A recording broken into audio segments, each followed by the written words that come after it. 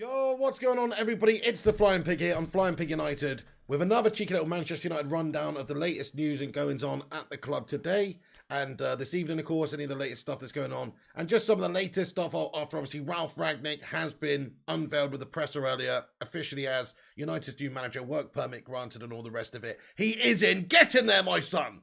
So we do have a new approach, a new manager who's come in here. This is big stuff for the club.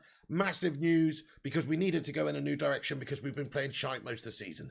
So this is very good news indeed. We're going to get into all of the latest stuff and what's going on at the club in just a moment. But for now, do us a massive favour at the start of this stream and hit the thumbs up button on the video if you haven't done so. Leave a little like on it. Also, give it a share around social media. That's always much appreciated. And get involved as well. We always want to hear from the legends of the Bacon Brigade in the live chat. So do get yourself involved, have your say, and let's be having you. So just a few shout outs at the start of this stream here. I want to say big hello to who we got in here. Hang on a sec, let me put it in live chat here.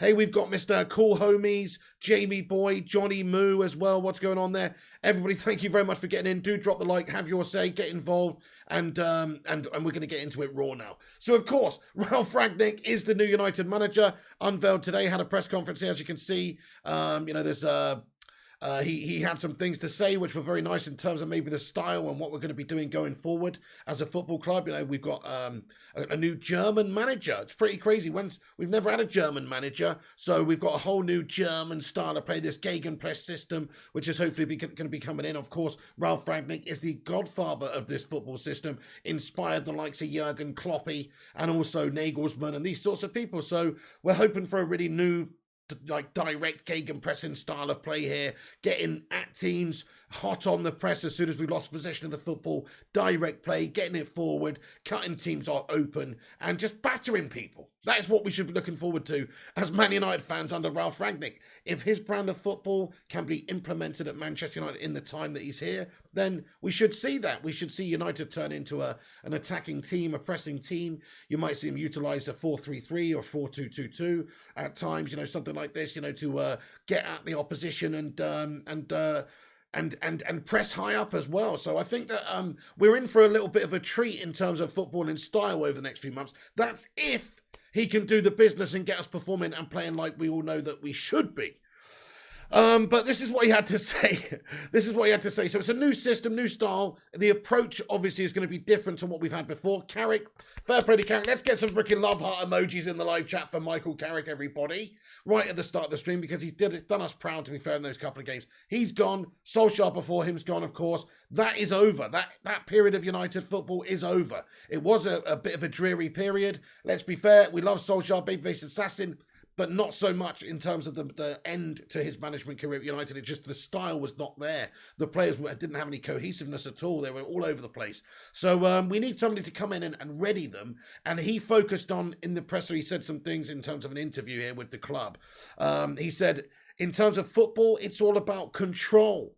He said, if you want to win games, you have to have control, no matter if the other team has got the ball or you are in possession of the ball yourself. This is probably one of the major targets in the next couple of weeks to help the team to have control on the game, and at least against the top teams in the last couple of weeks. I saw the games against Liverpool and Man City. At Chelsea, even though we won a point there, and even against teams like Watford, the team didn't have control.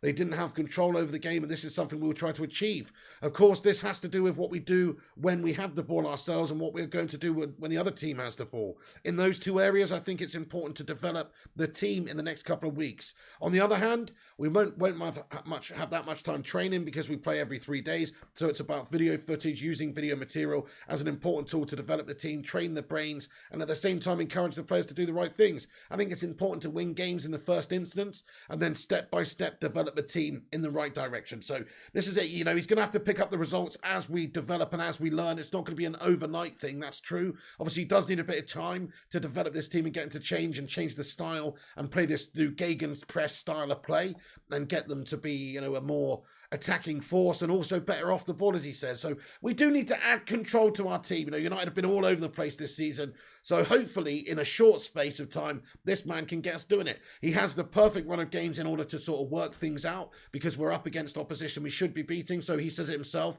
It's important we get the results first you don't want to just change everything so rapidly and so quickly because the players have been playing a certain way for a while. We have to adapt, we have to change, and we have to do it the right way. So, obviously you can change them in terms of how they're setting up, approaches, different tactics and roles within the side, but it's not going to become a cohesive, like, well-oiled machine overnight. That's just how it works. You need a bit of time to work these things out. So I do think that Rangnick's got his work cut out for himself, but he does seem to be like somebody with the experience and the philosophy of football that should suit Manchester United down to the ground. So hopefully, with this new gegenpressing system, we can have a great time under Rangnick.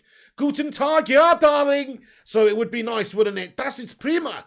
And let's play some beautiful football. Hey there, Tactician Tom's in the live chat, my brother from the same mother. He says, hey, Pig, let me do a gegenpressing tactical breakdown on your channel after the Palace game. Hey, sounds fucking great. Let's be having you, Tactician Tom. Hell yeah. Why the hell not? Let's go for it, mate. 100%, that sounds fantastic. Yes, okay. Let's do that. Stephen Bezic, hello there. He says, watch the press conference. He seems like he knows his onions, this Ralf fella. Yes, absolutely. I agree with you there, to be fair, Stephen. I mean, he definitely came across well. He came across like he's very confident in himself, assured. He seemed like somebody that's very much not fazed by this situation, and it is obviously a big role. I mean, Solskjaer, bless him, sometimes in those post-match interviews or in the press conferences, kind of look like a deer in the headlights. But this man, he seems like he's got the sort of, testicular fortitude to handle the role of being a Manchester United manager, because it is a tough role, and it's a pressure cooker of a job, one of the most pressure jobs in football. So if he can come in and assert that authority, assert that confidence within the dressing room as well, then I think he will be able to get the best out of these players. So the title of this video, we're going to get into it in a minute. Before we do get into some of the players, obviously I think Ralf Rangnick might be getting rid of, might be bringing in. We're going to talk about just some of the latest sort of news and what's been going on at the club just for a couple of minutes. So do get your thoughts and opinions in. Batman Night Fan, Mark Ashton, Peter Coveney, DeAndre Elliott, Naz786 as well. He's got a football brain. You're right. He's actually not even got a usual pink brain. He's just got a football in his head. I agree. Peter Coveney says, not going to lie, his English is better than mine too. Well, there you go. There you go. He's a very, he seems like an intelligent man, that's for sure. So let's have a look at this thing, guys. So this is something quite interesting. So there's talks about some of the players. Will he be able to get the most out of them? We'll talk about some of the players he might sell shortly. But will he be able to get the best out of players like Cristiano Ronaldo, of course? Well, he did, this is from Fabrizio Romano here earlier on. And these are some opinions or some updates on Ralf Rangnick told Man United board in his first conversation that Cristiano Ronaldo is going to be considered key player without any doubt, despite fake speculation. So there's been a lot of bullshit speculation, obviously, that, Ronaldo won't fit in a Rangnick system and all this stuff. I mean, Ronaldo ran his socks off and worked like a machine in the last game, by the way, and obviously got 2 goals. He can adapt. He's a quality player. He's a GOAT. Just because he's 36 doesn't mean he's over the hill and can't learn any new tricks. He actually can, and he's actually still quality. He's already adapted his role throughout his career multiple times as he's aged anyway. So I think that he could definitely do what's asked of him from Ralf Rangnick in a new system. But he said, seeing Cristiano at 36, I've never seen a player that physically fit at that age, said Rangnick. So yeah, I mean, this guy, nobody's doubting that he's not going to play Cristiano Ronaldo. I personally think that he has to play Ronaldo. He will play Ronaldo. He knows what an asset Cristiano Ronaldo is to have in your team. And if you can get the team playing properly around him and behind him and with him, then of course he's going to be flourishing in that role, because he is a finishing god. He is a clutch GOAT. He will get you those all-important goals at all-important times, and he will keep going right to the very bitter end, and he has that belief about him. So Rangnick's not going to waste a talent like Ronaldo and just sit him on the bench. He's the best player in the world still, and if he's not, then he's right up there in a handful, even at 36, of the very best players in the world. So Ronaldo is definitely an asset that Rangnick wants to use and exploit. He's not going to just, he's not just going to let him rot away or anything like that. He's 100% going to use Ronaldo, and Ronaldo will score goals, and he will bang goals, and he will do very well in this system because he's a workhorse himself. Ronaldo's super professional. He's happy to put a shift in. It just might be a case of him putting a shift in for 70 minutes instead of 90 these days because he's getting on a little bit, or maybe rotating the odd game in and out for Henderson Cavani to come in and do that beast pressing role for United. So it's a great problem to have anyway if you're talking about who we're going to choose in this system, because some people say Edinson Cavani might be better for a sort of pressing system because of the nature of the player that he is, which is definitely true. So, we have to see what Ralf wants to do, but I bet you he utilises both of them at times. I bet you he gives the prime mantle, obviously, up there to Cristiano Ronaldo, who will score a shit ton of goals for Ralf Rangnick, I bet. Let's have a little vote in the live chat, actually, guys, just right now.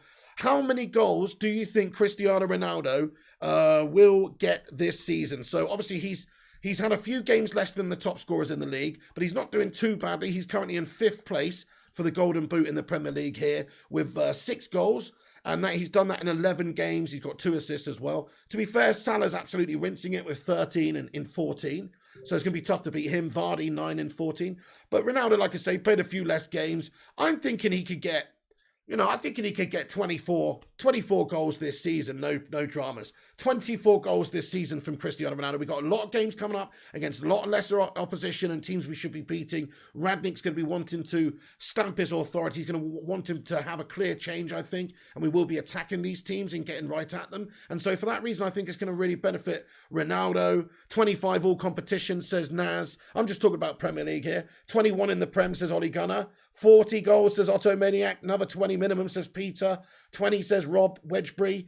Johnny Moo says 28. Neil Driscoll says 30. Crikey. You guys are feeling like he's going to absolutely blitz it. I mean, I'm not so sure. I think 25, like Amit Kumar says, would be an amazing return. He has played a few less games than the lads as well, and he is getting on a little bit. Hey, First Class Gamer, my friend, he says 20 Premier League goals. Yeah, so I think 20 to 25 we'd be happy. Paul Clayton says 25. Big God Bob says 801. Mate, that is an incredible stat, isn't it? Ronaldo. So let me just get his stats up here. Cristiano Ronaldo's stats here for what he's sort of done here. So it's pretty incredible. His 801 goals that he's scored for clubs is unbelievable, really, when you think about it. Plus his international goals on top of that as well, right? But this is his goal record. It is 450 goals for Real Madrid, which is just insane. 130 for Manchester United. 115 for Portugal. Oh no, sorry, that's included. Yes, yeah. Juventus 101 and Sporting 5. So that is professional goals. Yes, professional top flight goals. So not including like, random bullshit. Like there's some claims from like Pele and some of these guys, they do have a lot of friendlies and things like this. This is just legit games at the top level. 801 combined goals here. 450 for Real Madrid, 130 for Manchester United, 115 for Portugal, 101 for Juventus, 5 for Sporting. So we've got the fucking GOAT in our club. I mean, honestly, we really do. This guy's just incredible. All-time leading goal scorer in the Champions League. It's just preposterous, isn't it? What a level of player this is. So he's got an insane amount of goals, obviously, in his career, and I think he'll continue in this vein. I could see him getting to 150 Manchester United goals pretty quickly. He's on 130 now. I mean, in all competitions as well. Definitely he's going to get there quickly. I mean, this guy loves the Champions League. He loves scoring goals, so he will continue to do that. So there you go. 801 goals for Ronaldo is amazing. Get in there, my son. Beautiful stuff. He is the best player of all time, in my opinion. You want to talk about another Portuguese Magnifico? Fine, let's talk about him. How's about Bruno Fernandez? Obviously played his 100th game for Manchester United. Look at those stats, guys. I mean, it's incredible stats. He's got 100 appearances, 45 goals, and 34 assists for a combined total of 79 goal contributions in 100 games. Can we get some Bruno Fernandez emojis in the live chat? Because that is insanely awesome, mate. Honestly, yeah, he has had a bit of a rough spell, but I think a lot of the team has. Hopefully he's turned the corner. Hopefully now is a time that he flourishes and goes on to do really well under Ralf Rangnick. I think he will benefit really a lot from Ralf coming in, because the system and everything, Bruno is a pressing player anyway. He likes to work, he likes to get at people, get stuck in, and he will, I think, be an asset in this team as well, because he is a workhorse and he is a very good character when it comes to just like having the belief to make things happen and work rate and all that kind of thing that's important in a Rangnick team. Love Bruno, says Nats, absolutely. The special one says he's trashed this season. Okay, still scored yesterday, still did well. I hear you say he's trashed this season, and you're right. Compared to last year, it's nowhere near as impressive, but he's still ninth in the league for ninth in the league for goals, by the way. 5 goals from Bruno Fernandez, 3 assists from him, 8 goal contributions in 14 league games. Okay, it's not great. He's still 9th in the top scorers list, and he still has a few assists, and he's also struggled during that period. So isn't that a sign of a good player? He's still actually putting up decent stats, technically speaking. I mean, yes, he did get a hat-trick, earlier in the season. Was it against Leeds? And And I've got a terrible memory, but yes, he did. But still, he's done well at times. It's just that he has had a bit of a bad run of 3 or 4, 5 games now, where he's got to get that behind him now. New manager coming in. We know what a class player he is. You don't play quality football like Bruno did for United and be the best player by a mile and do what he did and pull the strings and score the goals and take the mantle and be the leader. If for 18 whole months in a row without barely putting a foot wrong, if you're not a quality player, like he's just had a bit of a blip. But the old adage is true, form is temporary, class is permanent. He'll be back, and he'll be back with a vengeance under Ralf Rangnick. Oh, yes. Guys, do us a favour if you're just joining the stream, by the way. It's nearly 10 p.m. here in the UK. I hope you're having a good one wherever you're watching from. Let us know where you are tuning in from all around the world. But because it is a truly global show, this one. Lots of United fans tuning in from all around the globe. Do get your smash a like on the video if you're getting in here just now. Hit the thumbs up and give it a share around social media as well. Much appreciated. Right, okay.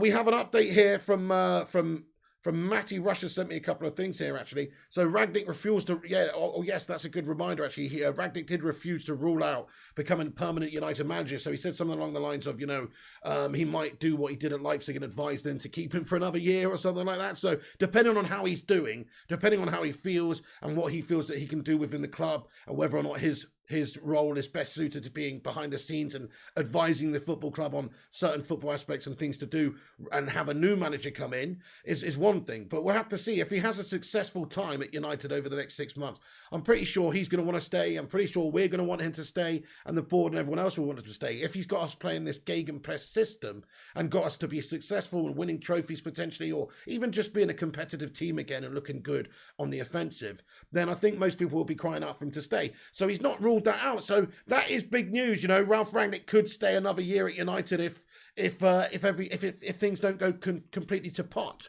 which hopefully they don't. Hopefully they don't. Okay, so so that is big news in regards to Rangnick. Refused to rule out just stepping away in 6 months' time. He might take a role on in the future, or he might well just continue as manager for a little period of time here. So that is a big bit of news. Right then, dudes, I'm just going to jump into the live chat, get your initial sort of Rangnick reaction. Then we're going to get into the title of the video and some of the news we've got in regards to player links and transfers, because it is coming up to the January transfer window. There are a good few players that are linked with moves away, more so than in a way linked with moves here, realistically speaking, because we're not expected to spend big in January, if at all. But we are expected to let 1 or 2 or maybe even more go. And certainly in the lead up to the summer as well. So we're going to get into that in a few minutes' time, but I'm just going to get your initial reaction in regards to, Rangnick and just your initial thoughts on Ronaldo, anything we discussed right now. Get your thoughts in for a few minutes right here, have your say, and let's be having you. If you're new to the channel, hit the subscribe button. You only need to be subscribed for 1 minute to have your say and get involved in the live chat, so do that. And do leave the thumbs up on the video. Let's see if we can get smash 169 likes, dudes. Griffo Chaz, mate, thank you for joining us, dude. He says, has Pig just come back from coaching the under-16s at football training? It does look like, I do look a bit like a coach, don't I, mate, tonight? You're right, mate, you're right. It does look like that's the look I was going for, mate. You know what I'm saying? I'm glad you said that, Griffo. You made my night, sir. Thomas Dunn says, better stats the CR7 for Bruno in the first 100 games. Are you sure about that? Because I think Bruno's stats are... No, I'm not sure you're right about that, Thomas Dunn. I think his stats are better than CR7's in the first 100 games for United. I'm pretty sure. I could be wrong. No. Bruno's first 100 games are better, I think. I don't know. But Ronaldo was a teenager at the time. It's really hard to compare. Can I explain gegenpress in a short sentence? What does that even mean? Yeah, Mark Ashton, I mean, basically what it is, I don't even really know what gegen means, actually, as in terms of a word definition. But the style of play, essentially it is an attacking philosophy. It is, the idea is when you're pressing the opposition, very, very much intensely. You're trying to win the ball back anytime you don't have the ball, so you're closing them down, you're pressing as a team, and everything's done in essentially, a team press way. And when you do win it back, the idea, the emphasis is to get the ball forward quickly. It's not to square it, to pass it around backwards, to fanny around. It's to be direct, get at the opposition, play those forward passes. And if you lose the ball because you've tried a scything forward pass, then your team's on it, pressing the opposition again. So the idea is it's a direct system. It's a pressing system. It's a system that is intense in terms of work rate required, and of course in terms of organisation, because it is a team press. So you can't have any passengers here or anybody that's going to let you down or be a weak link in that system. The team has to work effectively together, and that means defensively, offensively, and all the rest of it. So it's if you look at like Liverpool, how they play in the Premier League, it's a similar sort of system. I mean, obviously they get the ball, they're trying to get it forward quickly, they're not dawdling, fanning around on it. And if you look at Man City's style of play, that's not gegenpress, that's like tiki-taka. That's obviously they're taking their time, they're obviously pressing, and they're advanced, and they're really chasing on the press and all that sort of stuff. But it's not the same. This is more like direct. It's more forward thinking, and that's how I would describe it, really. Anyway, so yes, Naz says gegenpress means high pressing intensity. Well, there you go. If that's the actual definition of it, that makes perfect sense to what sort of style of player it is indeed. You watched the presser twice, says Johnny Mao. Interesting man. Yes, got to say, seemed like definitely an authoritarian character, somebody who's got the confidence and belief about him to do the job. And he just seemed very comfortable and confident going in there. Like, he looked like a boss, to be honest, in there. It's a tough... He's just coming there. He just looks so cool. I don't know what it is. He definitely seemed like he's up for the task anyway, mentally. Let's hope he can perform well. He's got a big job. It's not easy to get this team to perform because there are a bunch of melters in the side. And the team is obviously suffering from the Ole Gunnar and the Carrick and all this sort of hangover effect. So there's definitely a bit of work to do, and to try and change and adapt the team to play a totally different style overnight is going to be difficult. So it's going to take a bit of time, I think. But of course, he is going to try and get away from... If you look at a lot of the counter-attacking style we had under Ole, where we're sitting deep quite a lot and trying to soak it up and spit it out and hit people on the counter. I mean, that is fine for certain games. But what he's going to try and do is get away from that. We want to be the team that's always on the front foot. We want to be the team that's trying to split the opposition open and win 5-0 every single game. And you might not obviously do that all the time, but that's the intent. So that's the difference. So hopefully we're going to see a big attacking intent from Manchester United with Rangnick at the wheel. Cristiano Ronaldo tweeted out thanking Michael Carrick, of course, and he also said, Rangnick's now at the wheel, so time for him to step up and see what he can do. I want to just give a few shout-outs to everyone getting in here. Girish Ramlakan, Amit Kumar as well, Ahmed Mohammed. I am streaming FIFA tonight, my friend. Girish says Ralf is class act. It will take time for his system to work, as he has all our support.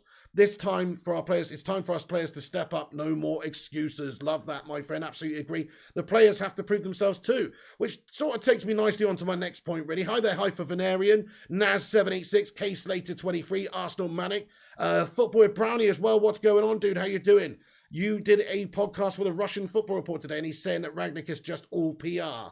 Yeah, I don't know about that. I mean, he's managed over 650 games, so I don't think he's all PR. I mean, you look at what he did at Hoffenheim and, Hanover 96, getting them up and stuff. I mean, it's not Manchester United levels, is it? Schalke, it's not Manchester United levels, but it's still impressive what he did. You look at what he did at RB Leipzig, building the brand behind the scenes as well. He's a good, experienced man. Now, he's not a huge name like Guardiola or Mourinho or Klopp or anything like that in terms of winning all the Champions Leagues and all the rest of it. But he's like the next best thing of what we could get right now. So, and he's also got the experience of what he's going to do going into the club beyond that. So remember, this is a 6-month spell where he is just overseeing things and trying to lay the foundations for the next man, essentially. He hasn't ruled himself out of taking the job in a year's time, but I don't think we should get away from the fact that, it is just a 6-month task here, and so it was the best of who was available. That's true. I am excited by his style and I'm excited by his system, but let's be honest, he's got his work cut out for him, just like any of the previous managers have. So we have to see how he does. We can sit here and say, oh yeah, he's going to do well. We don't know. We have to see how he actually does. The proof will be in the pudding. I'm a realist. I hope that he is going to get this team playing really good and get us changed in the style and everything. And even if he doesn't, he's going to go behind the scenes and do good stuff in the future. But we've seen great managers come in and fail. It's a tough task for anybody. So still, I hope he can do it. It looks like he's got the confidence. He's got a CV that's very impressive as well. But make no mistake, this is a step up to Manchester United. Of course it is. This is one of the biggest clubs in the world. So there you go.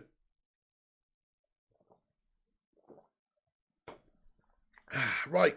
Okay then. So yes, I'm just going to get into the rest of it then, dude. So in terms of the news then, so players that Ralf Rangnick could potentially see gone soon enough, in January even, and certainly in the summertime, we've got a list of about 5 players here maybe 5 to 7, really. Any of these could be up for getting the chop at some point from Rangnick, either because they don't sort of fit in with the style of play that we're currently looking for, or maybe there's just other things like their time hasn't been successful here, they want to move on, or the amount of money that they're paid isn't quite in the keeping with the squad, or various reasons. Let's get into it. So, number one, really, is Jesse Lingard. Now, Jesse Lingard is linked constantly with two teams at the moment, mainly. West Ham and Newcastle United, both of which are interested in signing him. West Ham had a successful time for last season, and Newcastle have got the money, and they would do well to get someone like Jesse who can transition them from being a lower league side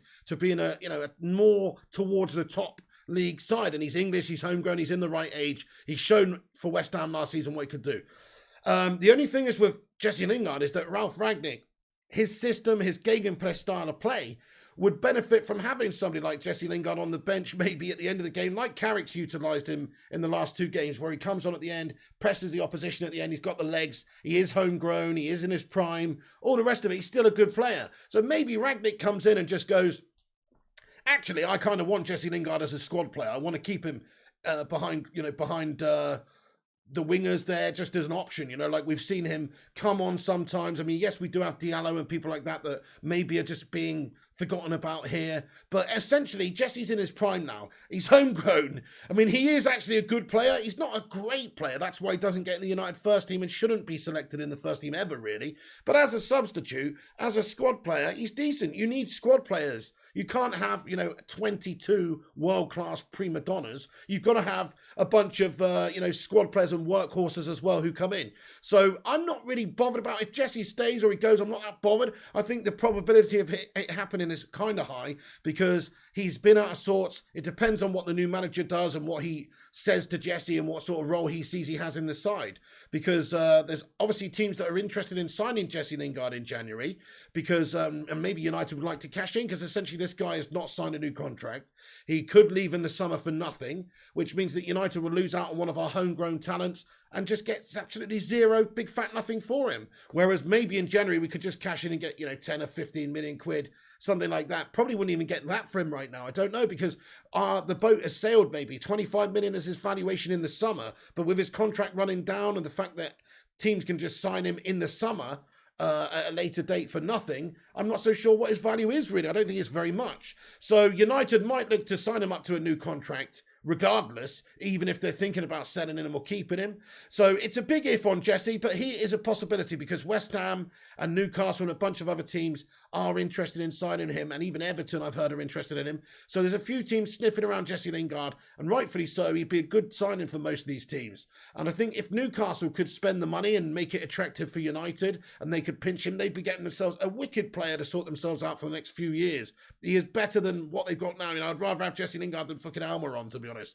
So I think he's a good standard player for them. He's not a good enough player for us. He's just a squad player, bit part player. It's up to Jesse if he wants to be that at United, because if he wants to be a smaller part of something bigger, fair play to him, man. Fair play to him. He's not going to win Champions League or Premier Leagues or anything like that if he goes to West Ham or Newcastle anytime soon, to be honest. So his best possibility of getting some proper silverware, I guess, would be at United. Or if he wants to actually play, actually be part of a team, go week to week and be a big player for a team like he was at West Ham, but just do that properly, then he needs to go. So from an individual point of view, he might have had enough. He might be ready to go and do a Phil Neville and go and be that bigger part player at another team like Phil Neville did all those years ago. Or he might just stay at Manchester United and be a bit part squad player. Either way, I'm fine with it, guys. Let's have a vote in the live chat and get a little vote in there. Just say Jesse Lingard stay or Jesse Lingard go. Like, what do you think we should do? Do you think we should try and keep him at the club now that we've got a new manager with a new pressing system and Jesse's maybe a good player for that system as a backup? Or do you think maybe it's time to just move on? He's not technically good enough for the first team. Cash in, maybe go and get somebody else. Because I don't think the Glazers are going to be willing to spend a huge amount of money this summer. And if Rangnick wants this January, and if Rangnick wants to spend a bit of money, surely he might have to raise a bit of money by selling a couple of players. Stay, says Arsenal Manic here. Thank you, Amit Kumar, for smashing the like button. I appreciate that. 150 of you legends in here right now. Welcome aboard the Bacon Express this evening. Please do us a favour and hit the thumbs up button. We're doing all the United news now. We're getting into it. We'll give you the latest goings on. So do get involved, have your say, and smash the thumbs up. Wakas Akram says go. He should go, says Amit Kumar. Go, says Mohammed S. So lots of people thinking Jesse Lingard should go. Football Brownie says Lingard to Cardiff. We will love you, Jesse. There you go. I mean, he'd be a great standard player for Cardiff. He really would. No, he'd be a good standard player for a mid-table Prem team. He really would be. He proved that last season. You can't get any more proof than that. And he very nearly played himself back into the England setup as well for the Euros with his performances for West Ham last season. So he's got a bit of character about him. And even at the start of this season, like when Solskjaer, he had that nightmare game against Young Boys, didn't he, where he passed that ball back and they scored and had a stinker of a game. But then the next game, he's come off the bench and he scored a winner and he's just, he's been really good and he's looked like he's got a bit of character about him. So to me, Jesse is fine. I like him. I think he's a good character in the dressing room. Yeah, he's a bit annoying, sure. But, he's a nice enough guy. And I think that as a squad player, as a backup, he'd be all right. A lot of you people saying go, though. I'm reserving a bit of judgment on him until Rangnick plays him a bit or says to him, no, you're not good enough and you're going, and sells him. I'm reserving it because I want to see how he performs in a Rangnick system. I actually think Jesse could do bits as a squad player. Stay, says Arsenal Manic. Okay. Yeah, he's okay for a backup, says Arsenal Manic. So there you go. Jesse Lingard is a possibility. Number 2 we've got here. So this is the reason I'm talking about this one, these are the starters, because these are the ones that are kind of like maybes. The last 3 are really more so very likely. But this is Donny van der Beek. So we don't actually know yet what Donny van der Beek is thinking right now. We know that he has come into United, he's been told one thing and been served another. He's not been given opportunities, and it must be very frustrating for Donny van der Beek. Even recently, he's been put into the side by Carrick and then immediately dropped out again. If you're Donny, surely you're thinking at this moment, what the fuck do I have to do to get in this team? And hopefully the new manager, Ralf Rangnick, is going to give me the game time. But one thing's for sure, as soon as you get into that training session, as soon as you can go and the manager's in his office and you're in the building and you can go and knock on his door and have a 5-minute word with him, I'd be going and having a chat and saying, listen, boss, I need to know. Are you going to play me? Are you going to play me? Because I've been here for 18 months now and the manager said he's going to play me and he's not played me. And I've thrown my chewing gum out on national TV and I want to fricking play football. And either I'm going to play for you and you're going to give me opportunities or you're not. Tell me now, and sell me if not. Which might happen, to be fair, because if Rangnick looks at Donny and goes, yeah, I mean, he's not really the pressing workhorse that I need, which I think Donny could maybe adapt well to that system. He is young. I mean, he's not the most mobile of players. He's more of a, Scholesy-esque type player, but not to say he can't cover the ground and get stuck in. So we'd have to see, but there's a possibility that maybe Donny van der Beek wouldn't be ideal midfielder for this sort of system for Rangnick. I think with his passing ability and his quality on the ball and his cool head and everything, he would be ideal in a lot of ways. I think you could partner him in there with somebody who's more defensive-minded, somebody who's maybe more speedy, more athletic, and he can be the pass master, the creator out of the two of them, but also get stuck in. And, it remains to be seen what Rangnick's plans are, basically, in regards to Donny van der Beek. But Donny and Rangnick need to have that conversation, and they need to determine what's going to happen, because there's clubs that are interested in bringing him in as well, and he would be interested in leaving. He doesn't want to just sit on the bench. So I think that needs to be addressed pretty soon. I don't think it's realistic that Donny goes anywhere. I think Rangnick will give him a chance. I think he'll give him an opportunity.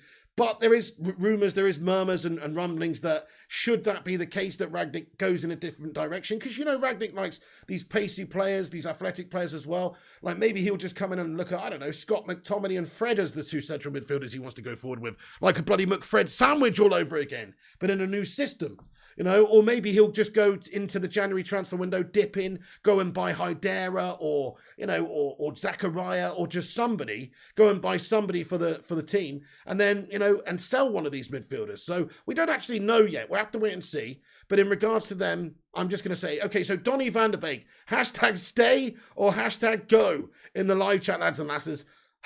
#free Donny. That's what I want to see. I really do want to see him given a chance under Rangnick as like one of the main midfielders. Okay, we got Matic. Matic is old. Matic is getting on a bit. He's getting on, he's good still. But, you've got McTominay, you've got Pogba, he's injured at the moment anyway. It's not really anything inspiring there. Let's give an opportunity to Donny van der Beek, who hasn't really had a fair go yet. It would be such a shame if Rangnick comes in and goes with a different sort of midfield pairing or goes with the same pairing that we've seen most of the season long. and doesn't give Donny the chance that he has. I hope that we see him. Give Donny a chance, says Toxic. Absolutely. Hey, Berber, how you doing, my man? What's going on? Mr. Meladrion says, what about the slab? Oh, we'll get onto that in a minute. It's too depressing right now. I need to build up to that. Stay, says Batman Night Fan. Stay, says Muhammad S. Stay, says the big guy. Stay, says Megadeth. Bangkok. Yes, so a lot of you really keen on seeing Donny get his opportunity, and me too. So I hope he does, but there are still links. Maybe Rangnick would free him if he's not prepared to play him all the time. If he cannot give him those assurances that he's going to get game time, maybe he will just have to make way, and he could maybe be seen going elsewhere. But Donny van de Beek's a player that Man United should try and unlock, try and utilise. So here we go. The Telegraph are reporting this, by the way. So I just wanted to give you the latest. Donny van de Beek and Dean Henderson could leave Man United in January as part of Ralf Rangnick rebuild. So this is a couple of days ago, but Jesse Lingard's more likely to exit at the end of the season is what the Telegraph are reporting.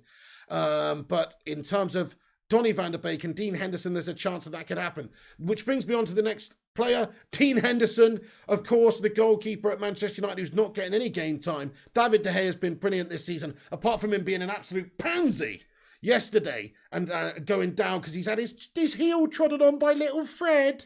Oh, bless him. So he goes down in a heap and just doesn't even keep his eyes on the game at all.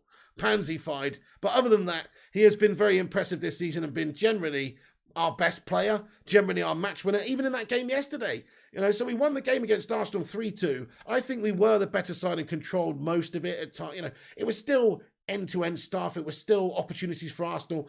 But I do think that we controlled slightly more of the game. I do believe that. But at the same time, without David De Gea making a couple of monster saves, we're in the shit again. So De Gea, again, did really well yesterday, but he's been brilliant. So what does that mean? It means Dean Henderson's not getting any action whatsoever. This is a good goalkeeper who's proved himself to be a good goalkeeper in the Premier League when he was at Sheffield United. And he's not getting any game time. He's wasting away as well, in terms of a player. It's a sad sight to see. I think Dean Henderson will be sold in January. And if he's not sold, I think he will be loaned out to a different side, maybe a different league, maybe, I don't know, Italy, or could be in the Premier League again to get that experience, sure. But that's what we need to do. I'd be happy to see him loaned out as well, because he needs experience. He's not getting games, and from his point of view, what a waste of time. What's the point of sitting on the bench at Manchester United when you could be going to play for somebody else? You're never going to get in the England setup. You're never going to be, advancing your career and progressing. Sure, you got training. Sure, you're working on things, but nothing beats match experience in the big, big games. So Dean Henderson, he's going to have to go, isn't he? If he wants to get game time, he's going to have to go. If it's only just out on a loan. So from my point of view, as soon as the conversation is had, Dean Henderson and Rangnick have a talk, they'll probably put him out there. I think so. I mean, he's really not featured. The only reason I think they didn't loan him out this season is because it's a COVID year and because of the pandemic and all that's what's been going on. If David De Gea picked up the COVID in a really, really tough spell of the season and he's got to go out for 10 days or whatever it is, then, we'd be nice to have a really good goalkeeper to come in and back up, right? What they should have just done in the end is just not even bother with Dean Henderson. We should have just kept Sergio Romero, not even bother with Dean Henderson, and just had Sergio Romero as our backup cup keeper like we always did. He was solid as a damn rock. He was happy doing that. It's only till we fannied around and decided that getting Dean Henderson in was a good idea that we caused a bit of an upset the status quo there, because De Gea was a great number one. Then again, I think maybe you have to contribute a little bit of what David De Gea, his turnaround, to having that competition there by Dean Henderson. That is a fair point. So he knows that by having Dean Henderson there, everything was too comfortable for four. Sergio Romero was the cup keeper. De Gea was the main keeper. He's the number one. But everything was too comfortable. Now it's kind of like, well, De Gea, if you do have a few shit games in a row, Dean Henderson's coming in. He's probably going to stay in there for a good few games. So, actually that is a good point there. There is competition for the places there, which does make a difference. But Dean Henderson, let's have a vote on Dean Henderson in the live chat, everybody. Dean Henderson, stay or go? Dean only loan? Yes, we'll put loan in there, actually. Put loan. Dean, stay or go or loan? I would loan him out, yeah. I'd loan him out because De Gea's, 31, 32 now? He's still got 4 or 5 years at the top, in my opinion, as a goalkeeper. He seems to be just getting better at this stage. This is the best time for a goalkeeper, between the ages of 30 and 36. That's the best era for a goalkeeper, really. They're still physically all there, but Also, they've got that experience, that cool head that you get from just being, with age comes wisdom. And they get older, they're playing all these games, they get better positioning, better judgment, better reading of the game, etc. So that's the best time to be a goalkeeper. So he's still in the early part of that. So realistically, Manchester United have a great goalkeeper at United for the next 3 or 4 years. No worries. No worries. How old is Dave? Is he 33 yet? Or is he 32? He's only 31. He's 31, right? So this guy has got 5 years at Manchester United if he wants to be a top-class quality keeper. And some goalkeepers go on until they're 42. Look at Gianluigi Buffon or Edwin van der Sar at 40. There's a lot of players that can do it till 40 years of age. And De Gea is probably one of those guys.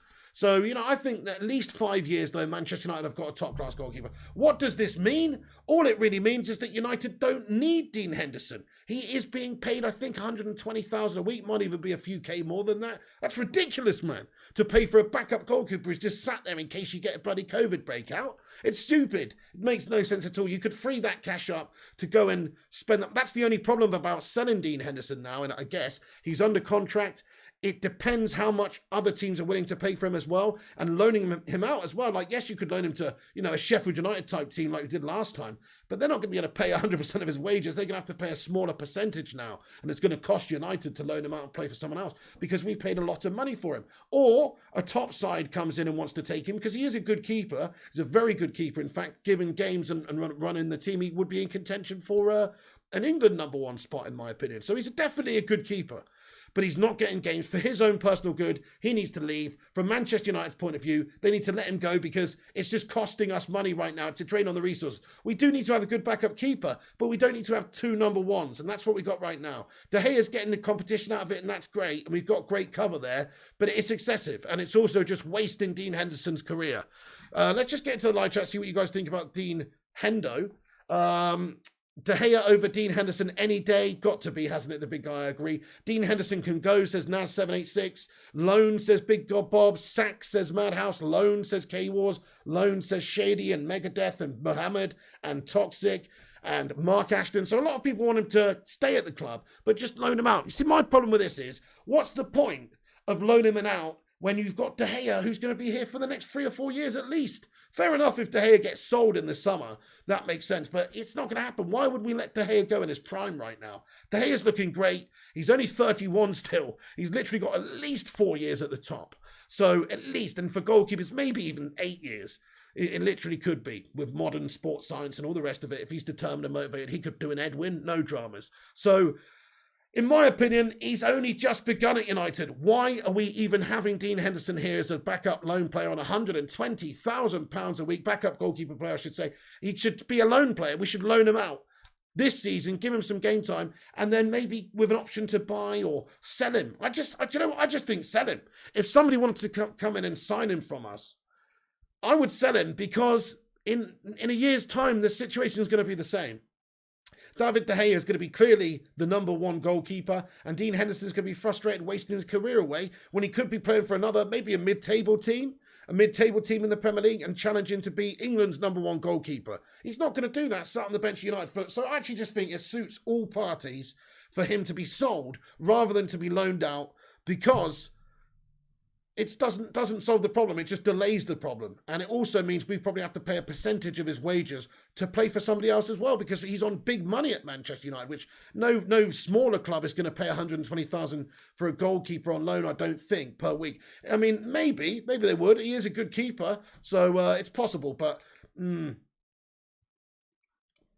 140k a week, says Ultra Devils. He can fuck off. Sell, well, a bit harsh. I mean, it's not his fault he's on 140k a week, but fair enough. Listen, he's not justifying that 140k a week. And it's not his fault. He's just not been played. He's not got game time. You can't justify playing when that wages when you're not even playing. So he's not getting selected to justify it. So you can't really blame him.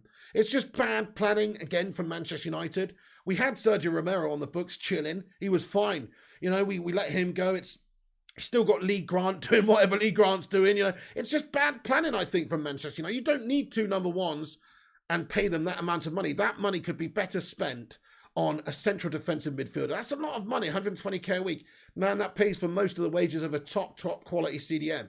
So we are having a mare there with Dean Hendo. We should get rid of him, get somebody else in. I think Rangnick will assess the situation like that. I think he will have the conversation with Hendo at some point, and they'll just say, look, obviously David's the number one. You're not going to get much game time. We're going to have to loan you out. Do you want to go out on loan to a mid-table side? Do you want to be sold? They'll have to have that conversation at some point because Hendo wants to play, I'm sure. And if he doesn't want to play, then what's the matter with the guy? He's just Phil Jones in goal. So, yeah, there you go. Hey, we got 170 of you legends in here, by the way. Thank you so much to everyone for getting in here. Smash a thumbs up on the video if you're just joining. We're nearly at 100 likes. We're only 4 away. We're only 4 away, lads and lasses. Let's be having you. Yeah, no, do give us a boost up there on the YouTube algorithm. It helps us out with a cheeky little like. It's free if you enjoy these shows whatsoever. Smash the thumbs up button. Give it a share around. And get yourself involved in the chat. We want to hear every single opinion you've got in regards to Rangnick and also some of the players that should be going right now and some who should be staying. So lots of people think Dean Henderson is a great talent, but there will be teams queuing up to buy him. That's a fair point, Steve O'Atherton. You're right, actually. I mean, in terms of the amount of money, we might take a little bit of a hit. You know, like, I don't know if we'll get a huge amount for him. But considering he's, 25, 26? He's English, he's homegrown. I mean, how much money do you think Dean Henderson's worth on the market? He's got to be 20 or 30 million quid. If Ramsdale's going for 30 million quid, I reckon Hendo's got to be similar sort of money, really. So that's a good asset you've got there, which could generate good cash. And because, you know, he would be going to somewhere to be a first-team keeper, maybe they could just about justify 140k a week for a goalkeeper if they're a decent standard side. So, you know, yeah, that's a good bit of money that you could generate for getting rid of a goalkeeper. That is a second backup choice that doesn't really get any opportunities because De Gea's too good. And you could utilise that money generated, 20 million quid or 30 million quid or however much you can get for him and get that money off of your books. It's kind of a no-brainer, really. So if I'm Rangnick coming in, I'm looking at the assets in there. Bear in mind, the Glazers probably don't want to spend much money right now. They've already had to, compensate Solskjaer. They've already had to get Rangnick in, this new coach, more expenses. They've had to buy the players that they bought in the summer, Ronaldo, Varane and Sancho. They're not keen on spunking money left, right and centre. We know they don't like doing that. So what they want to do probably is let Rangnick do what he does with the current squad to a degree. But if Rangnick wants to generate a bit of cash and sell 1 or 2 players and sign another midfielder or something in January, he'll probably be allowed to do that. Why wouldn't he? He's got the freedoms to do that. So if he wants to restructure the squad and restructure it, I'm sure he's allowed to do that. What's good about Ralf Rangnick is, yes, there will be a certain level of consultation that's taking place here with the board in terms of signings and transfers and permissions. But I think he's got a little bit more freedom than the previous managers based on the fact that he's going to be going into a consultancy role and actually advising the club. So when it comes to just making decisions like that, hopefully he doesn't have to go through too much red tape or go through the process of speaking to, this guy, all these different things. Hopefully he can just make the decision and just say, yeah, let's get rid of Henderson and let's get in a midfielder, something like that. So I'm hoping that he's got those freedoms to do that. I hope he does assess that situation when he comes in. Dean Henderson, as much as I like him, and I think he is a good player, he's just not really going to get in the team anytime soon. 40 million to Henderson, says Naz. Well, that's a lot of money. K-Wars 140k for United is not a massive salary, says Ian Dawn. I mean, most players are on that sort of money here, aren't they? But for a backup goalie, though, it is a massive salary. I mean, that's a big salary for any first-team goalkeeper for most clubs. So for a backup goalie, it's too much. You're liking this new look? Thank you, Ultra Devils. Appreciate that, man. Thank you very much. Get in there. That is loads. It's a huge amount of money to pay a backup goalkeeper anyway. So yes, United should probably try to get rid of him. So there's number 3 on the list, guys, of players that Rangnick may sell in the summer. Now, there's or in the January window or in summer, who knows? I mean, they're not going to get rid of 5 players in January, but I think they could get rid of a couple. And then they'll definitely get rid of a couple in the future as well. Now, there's a question mark about this one as well. I mean, it remains to be seen, but Tony Martial, really, in terms of like the style and the system and his work rate and his consistency and all that kind of thing, does it really fit into a Ralf Rangnick team? My humble opinion is not really, not as much as, Rashford or Jadon Sancho, Mason Greenwood. If you look at what Rangnick has said about Jadon Sancho previously, he thinks he's one of the most talented players in the world already. And I'm sure that he will give him opportunities and confidence in his team because he's seen what he's done at Dortmund in a similar sort of system. And so he's going to give Sancho the nod on the right. He's going to give probably Rashford the nod on the left. Maybe he'll keep Martial as a backup player because we do need squad depth and all that kind of thing. But in terms of a pressing style, in terms of a pressing system, maybe Martial's not even really the best for that. Maybe he'll look to somebody else like Jesse, or maybe he'll give Diallo an opportunity, or maybe Greenwood. So I'm really worried about Tony Martial with Rangnick coming in. I think he's a good player. I think he's a great player on his day. But is he a Rangnick player? Is he somebody that's really going to flourish under this new system? My thinking is not so much, especially with the other players and the idea I've got in my head of the sort of team maybe Rangnick would play with either a couple of strikers up top and 2 wingers, or like a 4-3-3 with a 3 up top and one striker in Ronaldo. Obviously, Ronaldo's going to play. Sancho's going to play. Greenwood's going to feature somewhere across there as well. And then it's like, who's up there fighting for that left wing position? Really, Martial is an option, but he's also a player that's on big money himself. That is worth a good bit of money. He's in his prime. He's definitely a wanted player. There would be top quality teams around European football that would want him. Maybe not the absolute top teams, but I would certainly think like a Borussia Dortmund or something like that. RB Leipzig, or, a team like this would be keen on signing Tony Martial. I honestly do. Tottenham Hotspur. There's a lot of good standard teams that surely would have a bit of interest in Tony. And he's on big money, over 200k a week, is it? Or just about 200k a week. He's worth a decent amount of cash.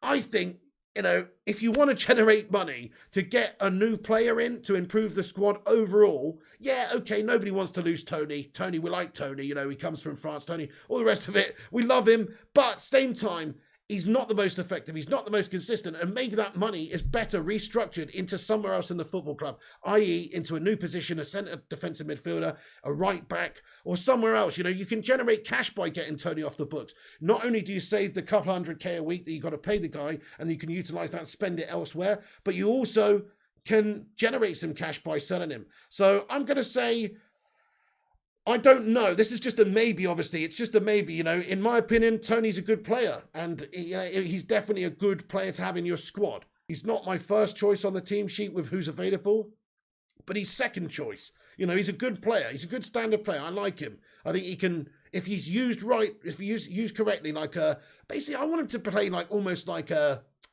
inside forward or something on that left-hand side, or actually just a regular old winger out there, just get inside sometimes, get outside sometimes. He can run at defenders. He likes doing that. Get the ball in. He's got a bit of vision. But the problem with him is he's bloody bone idle. No, he's not that bad, but he has been seen jogging around sometimes. He is also inconsistent sometimes. He doesn't play well consistent. That's the problem with him. He's not quite the most tenacious of players. He lets his head go sometimes. Sometimes you see him jogging around a bit nonchalant. He does work hard though. Some games you see him running and working, but I don't know, this season he's not really played though, but I just haven't been blown away by him. And last season I wasn't impressed by him at all at number 9. But then again, he's had a stinker last season because he's not a number 9. He's not a natural striker. He is a winger. He's better running at players and finding those passes and doing those little intricate 1-2s. And, he's got good vision, and I don't think he's actually really natural at finishing and the movement in the box and just being a striker number 9. So actually he looked bad last season, but that's probably just mismanagement to a degree, where he probably would have been better off out on the wings. So we have to see what Rangnick does. But what do you guys think about Tony Martial? Bear in mind you could generate good cash for him that could be spent elsewhere in the side, and that he's on big money that could be utilised elsewhere as well. Tony Martial, stay or go? What do you think should happen with Tony Martial? This is not in January necessarily, in the summer or whenever, but surely Rangnick's going to have a say in restructuring some of the wages at the club, and also getting rid of some of the players that are not up to the standard. And maybe Tony would be on that list. Martial out, says Kingslayer. Go, says Batman Nightfan. Stay, says Toxic. Stay, says Mark Ashton. Maguire out, says Noof. Absolutely. Add or subtract, says stay. Ralph should sell Martial, says Madhouse. See you, Tony, says Avutane. So a little bit split there. A little bit split on Tony Martial, guys, not going to lie. I mean, I feel like that myself. I am a bit split with Tony myself. I'm not that bothered, basically. If he was sold, if it turned out there was an offer from Borussia Dortmund for £38 million and we sold Tony Martial, I'd be like, well, they've done well there. To be fair, to get the most of the money back there, get the money back and get him off the books. he's an inconsistent performer, maybe go and sign a more consistent performer with that money. I wouldn't be that bothered. Then again, if he stays and Rangnick assesses him and says, yeah, you know what, you've got to roll on my side, let's be having you, and he plays well and he does well and he contributes and he finds the consistency, then all's happy and all's well. So I'm not that bothered once again, kind of like the Jesse Lingard situation. If he stays, fine, you know, he's going to do a role in the squad, and if he goes, you know, it doesn't really affect us either, and we've probably just freed up a position to go and get somebody better. So Tony Marcio, there you go. Now, a couple of other players that are definitely likely to leave Manchester United under Rangnick, a couple of the you know, really quite realistic ones. Let's be honest now, Phil No Bones Jones, for a start. Nobody really wants Phil Jones at the side. Surely Rangnick coming in is going to put an end to this absolute farcical 10 years, which has been Phil Jones' career at United. No disrespect to him. He's had injury problems that have hampered him. It's not been perfect. He did have potential at one point, but it's not worked out. He has outlasted all of the managers that have been here since Fergie. And that's just wrong, because Phil Jones hardly plays and he's not a good enough standard. So you've got to cut your losses there. I don't know what it is with United. They signed him up to a big deal not that long ago. And rather than just try and cash in or, you know, cut their losses and get rid of him on a loan deal or out there on a you know, transfer and pay some of his wages to play for somebody else, which you can do. They just let him sit there and fester and collect the PG tips from the cupboard and make the tea for everyone and drive his pink Lambo to trade in. I don't get it. Surely there's a team out there that would want Phil Jones, honestly. And surely Manchester United would be better off even paying 80% of Phil Jones's wages than 100% of Phil Jones's wages. Just to him to do what? To sit around and do nothing in the club. He's not going to play for Manchester United ever again, really. So what's the point of having him at the club? Cut your losses, for fuck's sake. Get him sold. Let the manager have his say, and surely he's going to assess the situation at centre-back and go, we've already got a lot of clowns there, man. Like, we don't need another one there. We don't need Phil Jones, Bozo the clown behind there, Phil No Bones Jones. And we don't need him. So he's got to sell him as well, even if a team like, I don't know, I'm just saying, I don't know, whoever, a really lower league side, fucking Newcastle United, or, you know, or anybody, even a championship team. United can pay some of the wages for him to play for them. And if the opportunity was there, surely Derby County or somebody like that, and I know they've got no money, so that's not obviously going to happen, but I mean somebody of that standard size club would be interested in Phil No Bones Jones. But Phil Jones has got too much of a cushy thing here, I guess. That's the problem. Right, next up then. Okay, oh, sorry. Phil Jones, stay or go? There's no point even asking the live chat that one, is there? Phil Jones, stay or go? What do you guys think? So obviously it's a go. He needs to go. It's for his own personal good as well. He's not going to ever play again for Manchester United. What's the point of being here? Like, we got to sell him. Let's just call him Nick Knack, says Gungshi. Hey there, Gungshi. How you doing, my man? Get in there. Yeah, there. Oh, yeah. He needs to give his dog a bone. That's for sure, mate. He's having... No, honestly, what is his deal at United? Like, I don't get it. He doesn't actually play. So what's the point of having him here? You know, I don't get it. Like, he's just paid to be what? A gurning champion of the world? He gurns all day long. Okay, everybody says go. Gungshi says stay for gurning reasons. Well, that's true. You know, like a lot of these teams are getting esports teams these days where they have players represent them playing FIFA and stuff like that. Well, maybe we could get Phil Jones to be the international gurn champion for Manchester United. That's a really good point.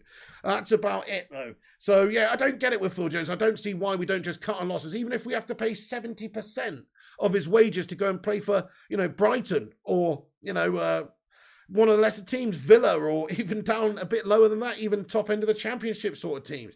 I don't see why he wouldn't want to do that as well. What's the point of staying at Manchester United and rotting away? Come on, Phil. Sort yourself out. So I think Rangnick's going to come in and go, you know what? Yeah, see you later on, Phil Jones. Makes zero sense to have this guy here. So he'll do his utmost to try and get rid of him.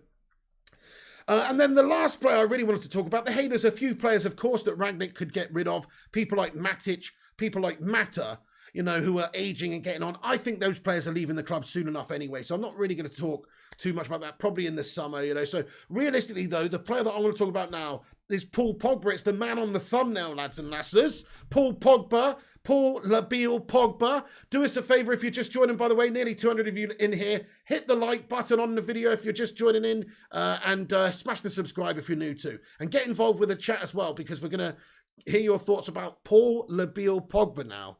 My thoughts about Paul Labile Pogba are this. And what I think Rangnick's thoughts about Paul Pogba are this, is that he's champagne money, but lemonade taste. That's the problem with Paul Pogba, you know. Sometimes he tastes rich. That sounds messed up. Sorry, I'm going to have to just reword this. Sometimes he sometimes he performs really well, but it's just not often.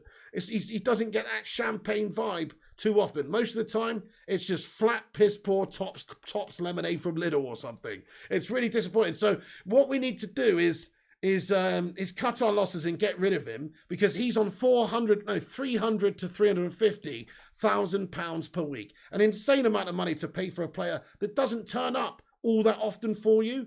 And also, when I look at what Ralf Rangnick thinks about Paul Pogba and what he might assess the situation as, you know, he's already said previously about when he was at Leipzig, he said, I'd rather have Naby Keita in my team than Paul Pogba for what I want to do with my system. That's an actual direct quote from Ralf Rangnick back in those days. So I think that tells you a story of what sort of player he thinks Paul Pogba is. Now, not to say that he can't get Paul Pogba to adapt to this gegenpress system, because he probably can, because he's a good manager. And let's face it, Paul Pogba's an athletic guy.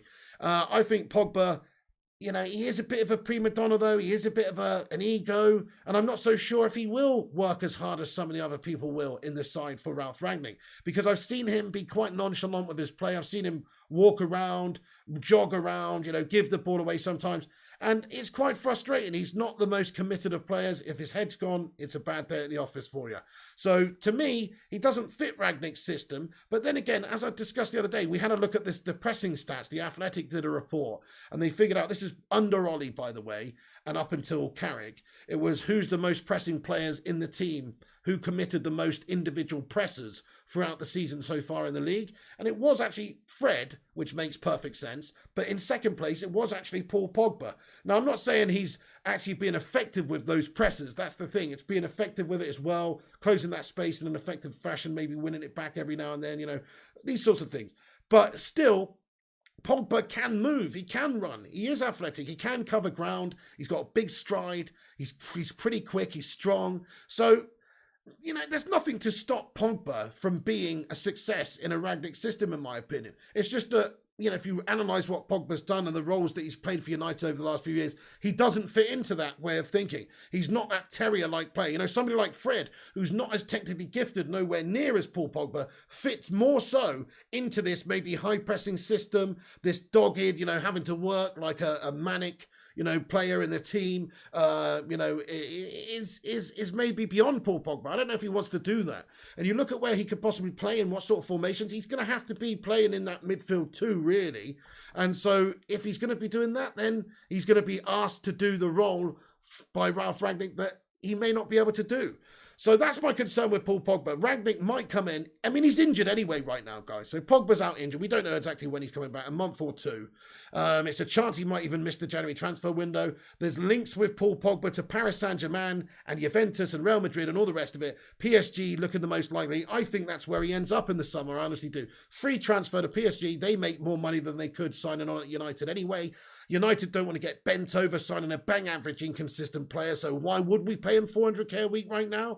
Why would Rangnick sign off on that? I don't see him signing off on that. Yeah, okay, you might not want to lose your asset that you paid 89 million for, but in a way, this guy has just stolen a living in the last 5 years for Manchester United, and really, he should be sold or just given away. So I'm not bothered to see him go for a free to PSG. I think it's money piss poorly spent, and in the end, you just got to go no more. Cut your losses. Don't dare cave into that grubby little agent Mino Raiola and Pogba's demands for a big, juicy contract here where they haven't even earned it. Fair enough if they've earned it. If Pogba put himself in the position where it's undeniable, you know, like the first few games of the season, Pogba's pulling the strings. He scored those 4 goals, or he assisted those 4 goals, I should say, and he just absolutely pulled the strings first few games of the season, looking like he was trying to get a new contract. Then it just went to absolute shit. That's Paul Pogba in a nutshell. He cannot perform consistently. So there's no contract for me there. I wouldn't offer him a new contract, no chance. It's a go from me. Let me know what you guys think in the live chat. Stay or go. Paul Pogba, is the time up for this man at Manchester United now? Do let me know in the live chat. Okay, so Pogba isn't even worth 50k a week, says Peter Coveney.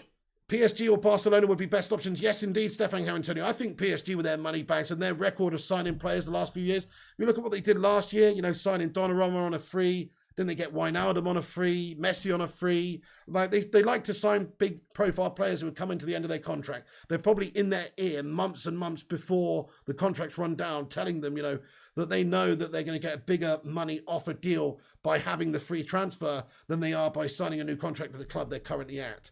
Because obviously at PSG, they don't have to pay a transfer fee to Man United if they sign Pogba on a free in the summer. So they can give the agent more money, they can give Pogba more money as a signing fee and per week wages too. And they've saved themselves 40 or 50 million on an upfront fee. So yeah, that's why they do it. And they've obviously got a good track record of being able to pull it off. So that's why I think Pogba goes. Pogba go and fast, says Kingslayer. Go, says Kyron Kennedy. Go, says Batman Knight fan. Go, says Naz. Go, the Zidane wannabe, says Madhouse. Yeah, it's not even close, is it really? He is a World Cup winner though, and but even so, it's not close. Pogba didn't even get in the top. Where did Pogba finish in the Ballon d'Or voting? I only saw the top 30 and he wasn't in that. I'm sorry, but if you want 400 or 450 grand a week to play for Man United, you better be in that top 30 fucking Ballon d'Or list, son. Honestly. You're sick of the Pogba drama, says Big Dog Bob. Piggy, do you want to rag my Nick? Says Oscar Milinkovic. No, thank you, Oscar. Drew, who says, how much would you want for Pogba? Well, right now, I'd just let him go. Literally 10 or 15 million quid in January. Fact is, if he's fit to go then, I just cash in for that amount of money. He's on big money. You've only got 6 months left of a contract on him, so you can't ask for 50 million. Hey, listen, if he had 4 years left, he's a 60 million pound player with his profile and his age and all the rest of it. But he doesn't. He's only got a few months left on his contract. You can't ask for that much money for him. So you probably get 15, 20 million at most for a player to try and snag him in January, a team to try and snag this player in January. But they wouldn't want to because they can just hold out until the summer and get him for nothing. Gungshi says, stay, Pogba must stay. But why, Gungshi? Rangnick might be able to get Pogba working, but he also doesn't seem to stand out to me as the type of player that actually will perform in a Rangnick-style system. It just doesn't make sense to me. He is a good quality player, of course, but he's, the facts are the facts. So, listen, actually, I'm going to put this is quite a good article, actually, written by our own Mr. Griffo Chaz here, right? I'm going to put it in the live chat because there's a couple of points on here that are similar to sort of what we've been talking about here. This is 5 players who will thrive and 5 players who won't under United. So check this new article by Griffo. Here it is. But let me just read you what he wrote about Paul Pogba here. He says, Paul Pogba is a multi-talented player. No one has ever or will dispute that. However, the one thing that Pogba is known for is his occasional laziness in the heart of midfield.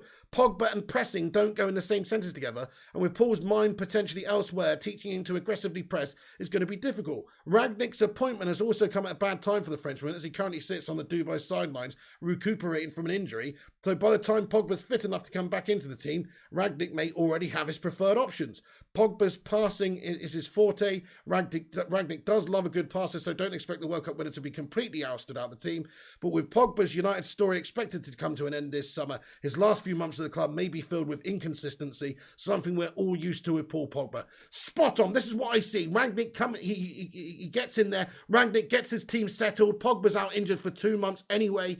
Rangnick gets in there. He gets the team working, and he gets the team, settled. Pogba comes back in and he's utilised as a squad player or something until the end of the season when he's gone on a free transfer. That's pretty much how I see things panning out. So yes, I just wanted to put that in the live chat anyway, that article. Did I pin it to the top of the live chat? Let me pin it to the top of the live chat. Yeah, so check out the article. It's a very good read from Griffo Chaz. It's a very good author is Mr. Griffo Chaz. Shout out to Griffo. Hey, we're 12 likes away from 150. Do hit the thumbs up if you're just getting in here, peeps. Okay, we're just going to get into the live chat really quickly. Let me just cover the latest very quickly. I wanted to talk about, sorry, I've rambled on tonight, haven't I? Zlatan Ibrahimovic, by the way, it's a quote from him here. And it says, Ed Woodward to Ibrahimovic after he announced his own transfer. You've ruined a £5 million promotional plan. And Ibra said, on announcing he was signing for Man United, the fact that I went on Instagram and I wrote, my next club will be Manchester United. I was so tired of the negotiations. All hell broke loose. Mino Raiola wanted to kill me, says Zlatan. Zlatan does what Zlatan wants. They spend 5 million on promotional package for me. Zlatan just tweets out, Zlatan is Manchester United player. This is what Zlatan does. He does what Zlatan wants. Okay, no Man United player made more ball recoveries or interceptions in the first half versus Arsenal than Diogo Dalot. So Diogo Dalot might have been on that list for me a little while ago, but owed to the fact that Wan-Bissaka is not necessarily a Rangnick-style player and could have been on this list. I think Rangnick will stick with Wan-Bissaka and give him chances and try and mould him. And he is young and he is great defensively, so I don't think he's going to chuck Wan-Bissaka away.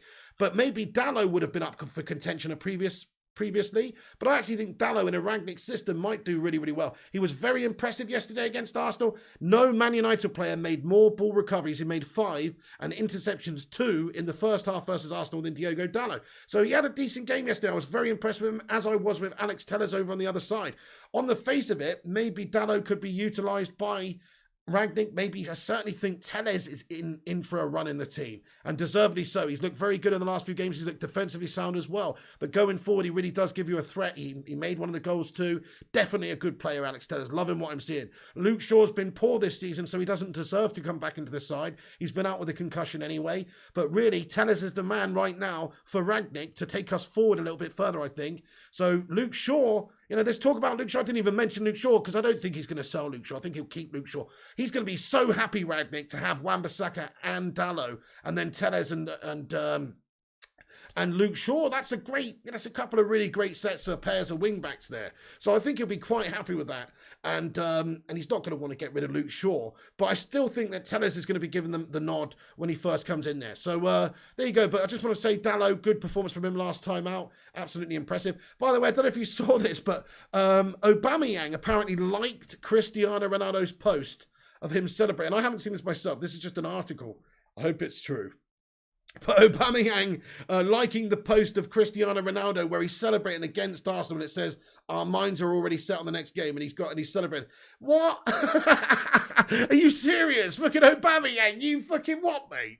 Yeah, that's a joke, isn't it? That's hilarious. I feel embarrassed. I feel secondhand embarrassment for him and Arsenal fans right there. Shocking stuff. You don't go liking the opposition team's post when they've battered you. Are you mental? So Aubameyang there, he's fucking shot at the bed. I just thought it was funny anyway. So there you go, Aubameyang. Sort yourself out, mate. Sort yourself out, lad. Okay then, so there you go, guys. It looks like in terms of who we could go to, just as a roundup, the players who could leave Manchester United in the next 6 months under Rangnick. You know, you've got Phil Jones, possibly let Jesse Lingard, Paul Pogba, maybe even Donny van der Beek if he's not given assurances and he's not given the chances by the new manager. And, you know, who else did we mention? We've just done it, you know. So, but there's a few players we're linked with at the moment as well, you know, which we will get into in another video properly. But people like Amadou Haidara and, you know, Zakaria, Christopher Nkunku. We even had a bullshit link with Timo Werner recently. There's loads of players we're linked to. All these players that have had or played with or had some link with RB Leipzig or any German club right now seems to have linked with all of them. We'll have to see what Rangnick does, but we'll bring you the latest and the greatest and when it happens on the channel. So there you go. I mean, that's basically the latest news. Rangnick refused to rule out becoming a longer-term manager at Manchester United, alluding to the fact that he might advise the board to keep him for another year in a few months' time if it goes well, obviously, at Manchester United. So there you go, guys. Oh shit, I still had that Bruno thing up the whole time covering the live chat. Bollocks. Well, there you go. Bruno, 100 apps, 45 goals, 34 assists. Absolutely sensational stuff from Bruno Fernandez. Get those Bruno emojis in there, my son. Right, it's Q&A time, guys. We're going to stick around into about 11 p.m. We are back later for the FIFA stream as well, about 11:45 p.m. So it's all go on the channel tonight. So do come back later for the FIFA. But for now, I'm going to stick around for 10 more minutes. This is the Q&A section. You've heard me ramble on for long enough now. Shut up, pig! I hear you cry. I know. Well, ready? Let's do this. Let's get into this section of the comments and see what you legends have got to say for yourselves. Here we go. Oh, by the way, guys, thank you so much to everybody that's joined us tonight. It's actually a really great turnout. We've got nearly 200 legends in here. Over 150 likes on the stream as well. That is big. That's a great ratio. Let's get that even more up there. Thank you, everyone, for hitting the thumbs up. Yes, nice one. Also, click the article link that I've pinned to the top of the live chat. Go and read that article. It's a very good article by Griffo about players who will flourish and players who will not at Manchester United. So go and check it out. But, okay, let me get into the comment section here then. So, but Daniel Bole says Bruno has been getting slack, but he is a consistent contributor. Absolutely. Last 18 months before this season, since he came in January, the best player at Manchester United. I'm confident of saying that. He did have a fall off, of course, towards the end of last season, and then this season has not been very good. But overall, still over the last couple of years, Bruno's been the man. Yes, I am going to watch Tommy Fury versus Jake Paul, Aman Kelly. Come on, Tommy Fury. Batter him, lad. You love Rangnick already, says Big God Bob. I like him. I'm very impressed with him. I like his presser. I like how he came across. I like his confidence. I like his assertiveness.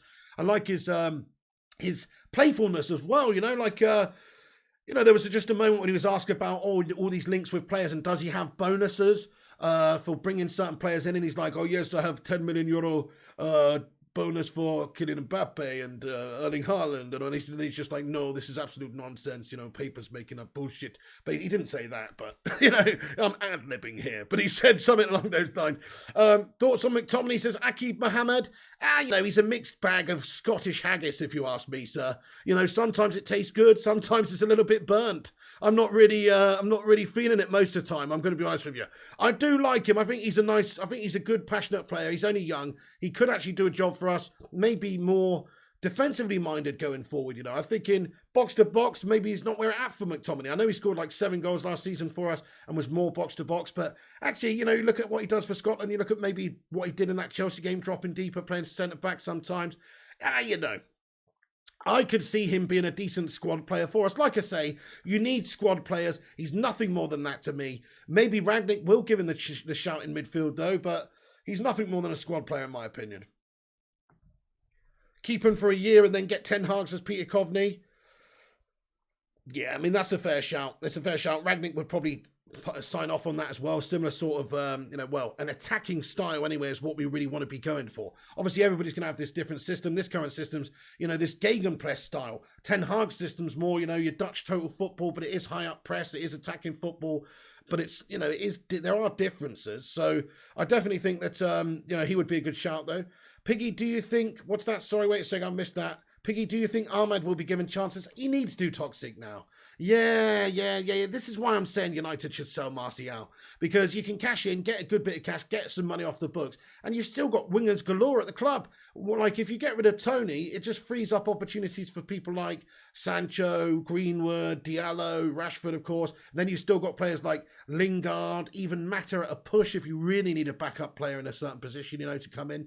So it's not like we're really crying out for loads of wingers there. I think Tony could be sold and you could give opportunities to Diallo. I think that's a fair point, lad. Good question. Would you rather eat a Whisper Gold or a Boost? It's a tough question, Peter Kovney. I love them both, but it's got to be a Whisper Gold for me. I love that caramel goodness in the middle. Oh, yeah. I am going to do a live stream, Eamon Khalid. Yeah, I probably will. When is it? It's like the 18th of December, isn't it? Somewhere around there. Yeah, I probably will do a live stream for that one, Daniel. Eamon. I probably will. Megadeth Bangkok says we will see more youth in the team soon. Maybe. I don't know. I mean, yeah, you'd think Rangnick would do that, but I'm not so sure. I mean, it's tough, isn't it? Who's he going to promote from the youth setup? I guess Elanga, I guess maybe Laird, maybe Garner. But really, like, there's nobody I think that's necessarily ready right now to take the step up. But until you throw them in at the deep end, you don't know if they can swim. Lindelof, very underrated, says Toxic. Yeah, he's had a good season this season, Lindelof. I agree with you. Hey, slabbing Maguire out. We didn't even mention him, by the way. I feel like we need to talk about that. So Maguire, I don't think he's going to sell him anytime soon. That's why I've not included him in this list. But I honestly do think that Maguire is big question marks about what he's going to do at the club. In my opinion, if you're playing with a high press system, if you're playing high up the pitch, then you don't want to have centre-backs who don't have pace, because if a long ball comes over the top and they've got a pacey striker who could just nip in between and try and latch onto a ball over the top or something like that, then you've got Harry Maguire back there. He's going to lose the foot race most of the time against most of these pacey players. Just imagine Harry Maguire up against Raheem Sterling in a foot race. He's obviously going to lose. So that's why I don't like the high press. Maguire, in my opinion, is a good defender for more of a low block team, for more of a team that sits back lower, counter side maybe. I think maybe why he does good for England as well, under Gareth Southgate's system as well. But for United, that system obviously didn't work. He's not looked that great in that system, but I think he is better for that type of system rather than playing higher up the pitch. I think he'll get caught, man. So for me, Harry Maguire is probably not a Rangnick player. If I'm Rangnick, I'm looking at the recent performances. You know he would have been analysing these games. You know he would have been impressed by what he saw with Eric Bailly against Chelsea. I would have been. I would have thought, wow, if we can get that guy performing like that every week, we're golden. Especially with Raphael Varane coming in, who's quick and strong himself, and Lindelof there to deputise. You don't even need Slabby Maguire anymore, in my opinion. So this is my big thing about Rangnick and Maguire. He should come in. He should take the captaincy off of him, give it to Ronaldo or somebody that's actually befitting of being a United captain, and then also drop him from the team and not give him a start and get us in the game for a while. That's pretty much how I see it, guys. You know what? Maguire's a fridge of a man and he needs to be defrosted. That's how I see it. He does sound very, very, very intelligent, this guy. I agree with you. How's everyone? Hey there, Batman Knight fan. Hey, guys, thank you, everyone who's getting in. There's a lot of you legends in here. I'm going to try and read a few more of your legends comments out. No, I don't watch Men's Fashion, to be honest with you, Eamon Kelly. The squad is so big, he can't bring anyone up without eyebrows being raised. So true, you know, you've got to get results, don't you? It's a results industry. If you're putting in, I don't know, a young kid like Mengi or somebody there instead of Maguire, and Mengi doesn't perform, then you're going to look like a tit, aren't you? Even though Maguire's not performing because he's more experienced, he's got the age, he's got the wages.